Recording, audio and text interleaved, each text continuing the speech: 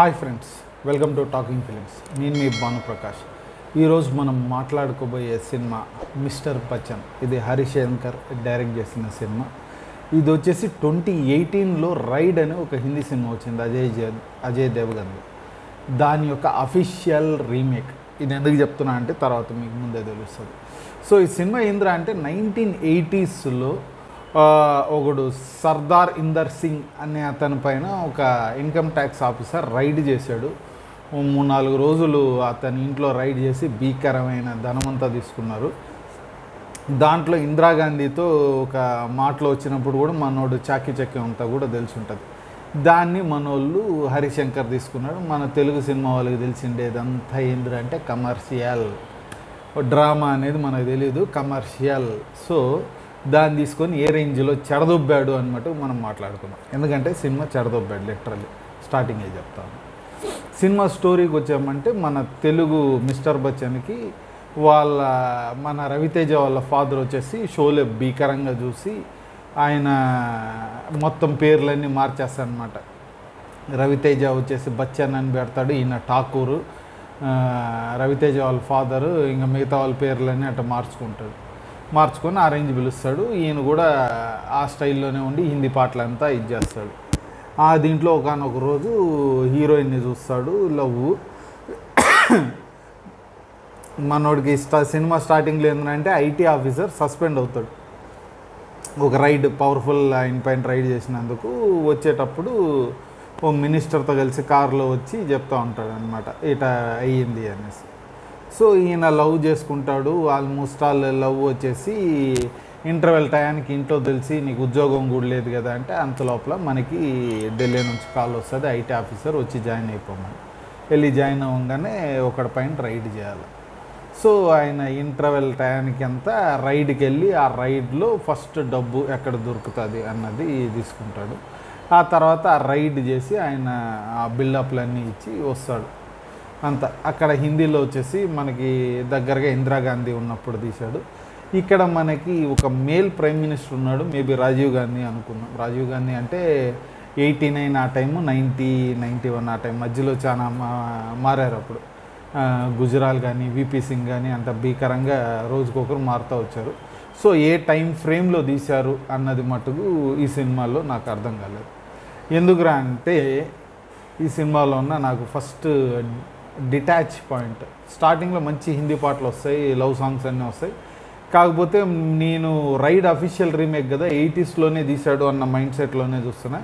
కాకపోతే వచ్చే పాటలు ఆషికి, హమ్ ఆప్కే ఐ కౌను, మంచి రొమాంటిక్ సాంగ్స్ అన్నీ వేస్తారు, పాడతారు. ఈ 90స్లో వస్తుంది, 80s సినిమాగా 90s ఏంది అన్న ఒక డిటాచ్మెంట్ అయితే అయిపోయాను అక్కడ. ఆ తర్వాత ఎక్కడ అటాచ్ కాలే, ప్రతి ఒక్కటి అతి ఉంది, అంత భీకరమైన పనికిమాలిన డైలాగులు అన్నీ. ఏదో యాక్షన్లు పెట్టాడు, పాటలు పెట్టాడు. అఫ్కోర్స్ హిందీ సినిమాలో కూడా పాటలు ఉన్నాయి, అది డ్రామా బేస్డ్ పోద్ది. ఇది కమర్షియల్ మాస్ మసాలాలో పోతా ఉంది. అందుకని ఇక్కడ మనకి ఆ రైడ్ చేస్తున్నప్పుడు ఆ రైడ్ యొక్క ఇంటెన్సిటీ మనకి ఎక్కడ ఇది కాదనమాట. అండ్ బామ్మ క్యారెక్టర్ ఉంటుంది. బామ్మ క్యారెక్టర్ హిందీలో చాలా నీట్గా ఉంటుంది. దీంట్లో బామ్మకి ఒకప్పుడు లవ్ స్టోరీ అనేసి ఏది వేసుకొని అది మనకి ఏమంటారంటే లాస్ట్లో ప్రైమ్ మినిస్టర్ దగ్గర మనకి అపాయింట్మెంట్ దొరికే వాడతాడు. సరే, కానీ ఆ ప్రైమ్ మినిస్టర్ దగ్గర అపాయింట్మెంట్ దొరికిన తర్వాత ప్రైమ్ మినిస్టర్ యాక్చువల్గా హిందీలో వచ్చేసి ఫోన్ చేస్తుంది. మనోడు ఫోన్ ఎత్తుకుంటాడు, రైడ్ ఆపేసేయండి అన్నప్పుడు ఒకటే అంటాడు, మేడం నాకు సరిగ్గా వినిపించలేదు, మీరు ఏదో ఒకటి ఫ్యాక్స్ పంపిస్తారా, మీరేం చెప్పారో నాకు అర్థం కాలేదు అంటే, తెలివిగా నువ్వు రిటర్న్ ఆర్డర్ పంపియమ్మా, నేను ఆపేస్తాను, లేకుంటే ఆపను అని చెప్పడు. అది మనోడు తెలివితేటలకి హిందీలో చాలా బాగా ఎలివేట్ ఉంటుంది. దీంట్లో ప్రైమ్ మినిస్టర్ ఫోన్ చేసి నువ్వు రిటర్న్ ఆర్డర్ పంపించేంత వరకు నేను ఆపనరా అని ప్రైమ్ మినిస్టర్కి మనోడు సవాల్ చేస్తూ ఉన్నాడు. నీకు ప్రతి దగ్గర హీరోయిజం అవసరం లేదండి. హీరో అంటే తెలివి ఉన్నాడు అంతే, మొండోడు బలవంతుడు అయినోడు కాదు, తెలివివంతుడైనోడు, మంచివాడు. ఇదే మార్చేశాడు. నాయన అద్భుతమైన సీన్ని కూడా జరదొబ్బాడు కదరా అని. దాంట్లో ఆల్రెడీ మ్యారీడ్, దీంట్లో మనకి లవ్ స్టోరీ కావాలా, ఒక 6 పాటలు కావాలా, ఒక 3 ఫైట్లు 4 ఫైట్లు కావాలి కాబట్టి దాని తగ్గట్టు మార్చుకున్నాడు. లాస్ట్లో భయపడి పరిగెడతారు. ఆ ఇంటెన్సిటీ లెవెల్ పెరుగుతూ ఉంటుంది. అంటే ఒక మామూలు రైడ్ ఆఫీసర్ ఏ రేంజ్లో ఇది ఇంటెన్సిటీ చేస్తాడని. దీంట్లో తెలివిగా ఏంది, మీరు ఆ డబ్బు తీసుకొని వెళ్ళిపోండి అన్నప్పుడు వీళ్ళందరూ మేము తీసుకుంటాం మాకు పనులు ఉన్నాయన్నప్పుడు హీరో ఇక్కడ మంచిది ఇస్తాడు, అంత డబ్బు వస్తే అప్పుడు మనం మాట్లాడవచ్చు అని. ఫస్ట్ డే రైడ్ అప్పుడు సరే. సెకండ్ డే వచ్చేసరికి వీళ్ళంతా నువ్వు డబ్బు కొట్టేసావా అన్నారు, బాగానే ఉంది అక్కడ దాకా. ఆ తర్వాత వెంటనే ఎందుకు మంచి వాళ్ళు అయిపోయారో అర్థం కాలేదు. స్టార్టింగ్ ఎవడెవడు అవసరాలు ఉన్నాయి, ఆ తర్వాత అవసరాలు తీరలేదా. అసలు ఈ హరిశంకర్ ఎంత దరిద్రంగా రాసుకున్నాడు అంటే మనకి ఏ మాత్రం కనెక్ట్ కాకుండా ఆయన ప్రతి ఒక్కటి మాస్ తీస్తే సినిమా హిట్ అయిపోతుంది, జనాలు చూసి ఎగేసుకొని చూస్తారు అని మనోడు పిచ్చి భ్రమలో ఉన్నట్టున్నాడు. ఆ భ్రమ అంతా మబ్బు అయితే వదిలిస్తుంది ఈ సినిమాతో ఖచ్చితంగా. One of the worst films జీవితంలో మనం ఒక 3-4 గంటలు వేస్ట్ చేసుకున్నట్టే థియేటర్కి వెళ్ళి చూడాలంటే. ఎందుకంటే ట్రాఫిక్లో పోవాలా, కొట్టుకొని చూడాలా, రావాలా, ఆ టికెట్ డబ్బులు ఓ రేంజ్ ఉన్నాయి. మళ్ళీ పాప్కార్న్ అయితే వాడు ఆస్తులు అడుగుతూ ఉన్నాడు. ఇవన్నీ అవసరంలా. ఇట్లాంటి సినిమాల వల్లే మనం అమ్మ నాయన థియేటర్ పోని అవసరంలా.